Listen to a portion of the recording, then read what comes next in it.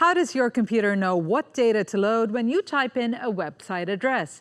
Or where to deliver communication based only on an email address? Well, making sure these run smoothly is the global nonprofit called the Internet Corporation for Assigned Names and Numbers, or ICANN. So, how does one organization set rules and practices for countries with vastly different governments, economies, and interests? I'm Divya Gopalan, and this is Connected on TaiwanPlus.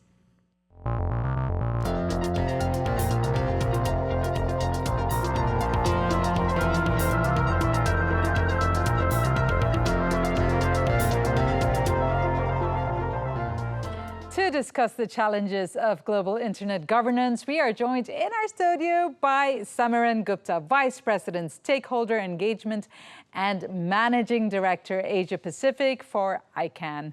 Thank you very much for coming into our studios. Thank you, Divya. Thanks for having me here today. It's absolutely our pleasure, and I'm going to get you started by explaining how ICANN works as a multi-stakeholder group. So the internet is not about control, it's about coordination, right? And what ICANN does is to bring diverse groups of stakeholders together to help create policies for the internet to perform the way it does, all right? And in that process, there's a lot of discussion, there's a lot of back and forth, but the fact is you get the right result at the end of the day, because it's this process that has brought 5.4 billion people online. Give us a sense of the breadth of those stakeholders. Right. So these stakeholders are academics, they're the end users, governments, businesses, nonprofit organizations, to name a few. I mean, and of course the technical community. At the core of everything is the technical community. So that's who formed the stakeholder ecosystem for ICANN. And our job is to help them, the elected members from these, supporting organizations and, advisory committees that we have, to support them create policies that will be sustainable. And geographically, they're all over the world? All over the world. We have internet governance leaders from a place like Cook Island, all the way across to India, to China, to Europe, Middle East, Africa, of course, United States, South America. Circumventing the globe. Australia and New Zealand as well. Right. How does the ICANN the multi-stakeholder model enable somewhere like Taiwan to participate as a distinct member with its top-level domain? It's, I believe, TW. Right. So top-level domains are of various kinds, but one category is what we call the country code top-level domain, CCNSO, and that's a sovereign entity. And the CCNSO looks at issues that ICANN overall has and also helps advise the board of directors of ICANN on how to, kind of adjudicate on certain issues and also help form policies on some issues, such as, let's say, internationalized domain names as a top-level country code. For example, .in for India also has .bharat, which is in Devanagari script, right?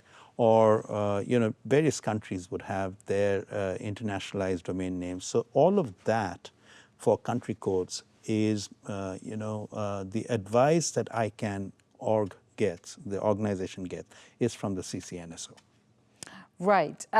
So again, can you explain that process that happens when they decide, okay, this place will or enable somewhere to have their own domain name? So ICANN does not create those top-level domains. It's based on a ISO regulation, International Standards Organization. So every country has a 2- and 3-letter code, okay? Taiwan has .dw, and it's probably got a 3-letter code as well. India, for example, has .in and IND. Okay, so we use that as a marker.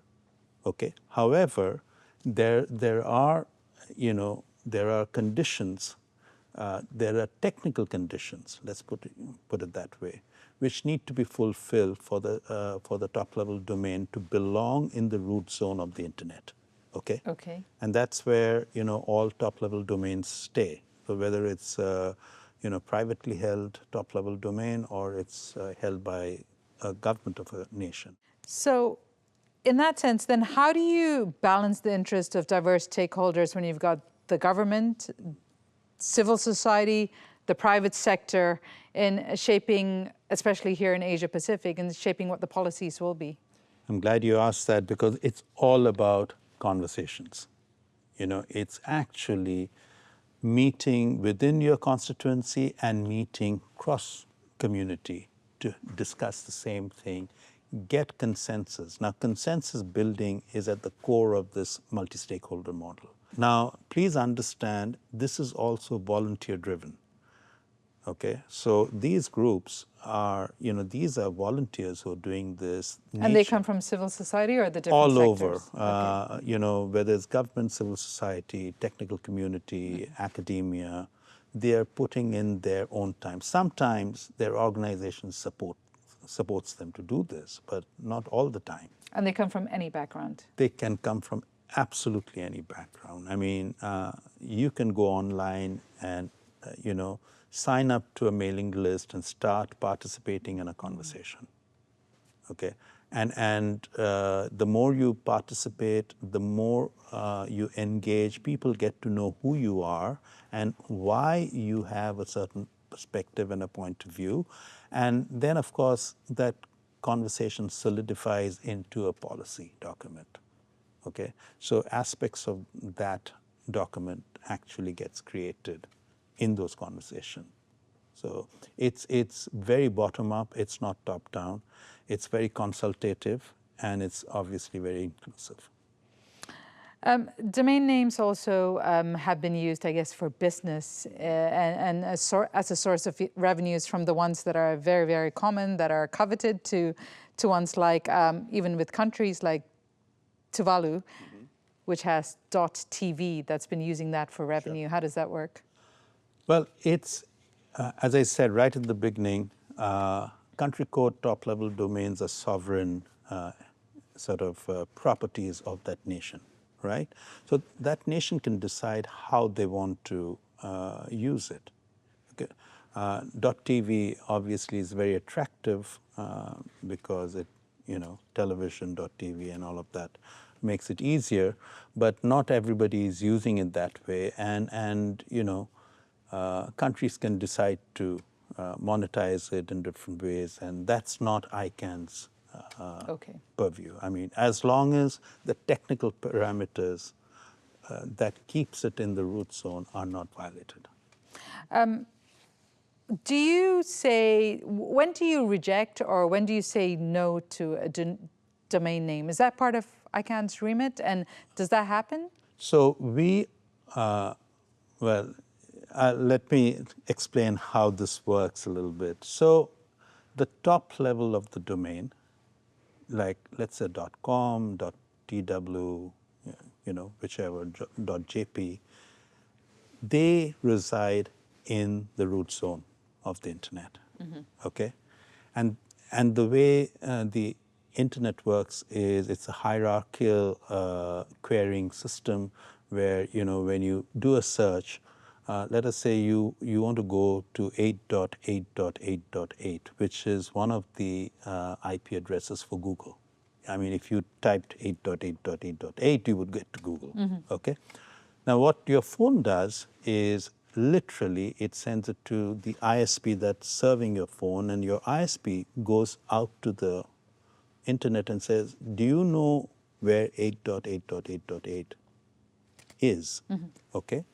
And one of the servers will say, I know the .com, where the .com server is, you better go and check there. And that's how the traffic is routed. I'm giving you a very, basic version of this routing system, right? Now, what has happened over the decades is as internet traffic has grown, there are more servers, more routers. Your phone caches information. So, that information, once you've been there, has a time to live on your phone for a certain period of time. So, next time you go, it doesn't go looking. It knows the way. So that is the core of the internet. Now, a domain name is at the second level. Okay, so let's say if I were to say Divya dot whatever. Okay, now even that we have to make sure that there isn't another Divya at that dot top level domain. Okay, so this coordination of the IP address and the domain names is what ICANN focuses on. Right. Okay, so that's at the very core of what we do. Now, if something has to be taken down, I mean that's a whole different thing because we've got registries and registrars. It's a three-way relationship between ICANN and registries and registrars, and there are contractual obligations. So there are many more layers to that. I mean, I gave you a very top level view, and digging down, there is a registry operator like .tw, for example, operates the registry. Okay. And the retail from where you can get a .tw domain is your registrar. And then you have registrars who are accredited by ICANN, and there could be registrars who are not. Okay, so we can only communicate through a contractual relationship with those who are accredited. So we can tell them like what they can do or what we are supposed to do for them. All right. I want to kind of turn to the darker side of what you have to deal with or what ICANN has to deal with. Besides DNS hijacking, there's also distributed denial of service or DDoS attacks. Now, these are cyber attacks in which the perpetrator seeks to make a machine or network resource unavailable to its intended users. Here's a breakdown of the DDoS attacks in the Asia-Pacific by country in the first quarter of 2024. Now, according to cybersecurity as a service provider Stormwall, India topped the list of most attacked countries in the region with a 22% share, followed by Taiwan with 18%. Now, incidentally, both countries held parliamentary elections around that time. And now let's take a look at the most attacked verticals in the Asia-Pacific in the third quarter of 2023. And the most attacked sector was government services, while the second most attacked industry was financial services, and the third most attacked being entertainment. Now, it seems with telecommunications and government sectors so targeted, how can ICANN strengthen its resilience of the DNS infrastructure, especially to protect, and we're seeing more and more of this, of such cyber threats? So ICANN works with the global internet community to strengthen DNS security, and this is an ongoing process. There is, it's never that you created a solution and that's it. We're all going to live happily ever after. It doesn't work that way. So it's an ongoing process that we engage in conversations with the security community globally.